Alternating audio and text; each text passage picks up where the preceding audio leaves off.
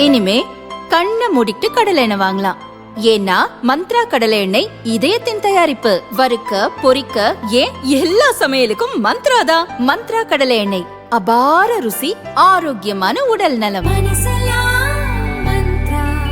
அமெரிக்க Israel படைகள் கூட்டு சேர்ந்து ஈரானை தாக்கியதால் மிகப்பெரிய போர் வெடித்துள்ளது. இந்த போரில் ஈரான் நாட்டின் உச்ச தலைவர் அலி கமேனியை மற்றும் அவரது குடும்பத்தினரை இஸ்ரேலும் அமெரிக்காவும் சேர்ந்து குண்டு வீசி கொலை செய்தன.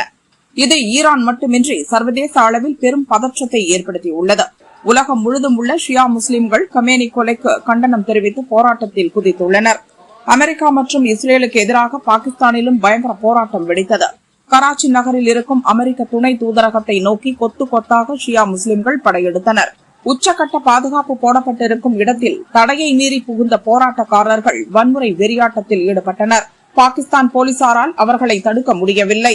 கண்ணீர் புகை குண்டுகளை வீசியும் பலன் அளிக்கவில்லை. துணை தூதரகத்துக்குள் புகுந்த வன்முறையாளர்கள் அலுவலகத்தை அடித்து நொறுக்கினர்.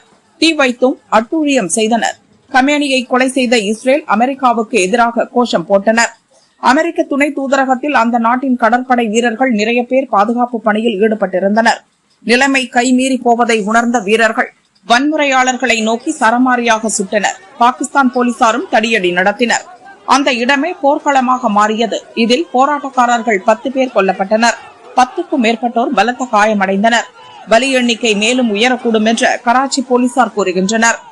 நேற்று முன்தினம் தான் பாகிஸ்தான் அதிபர் ஷெபாஸ் ஷெரீஃபையும் அந்த நாட்டின் ராணுவ தளபதி அசீம் முனீரையும் தலைசிறந்த தலைவர்கள் என்று அமெரிக்க அதிபர் டிரம்ப் பாராட்டினார்.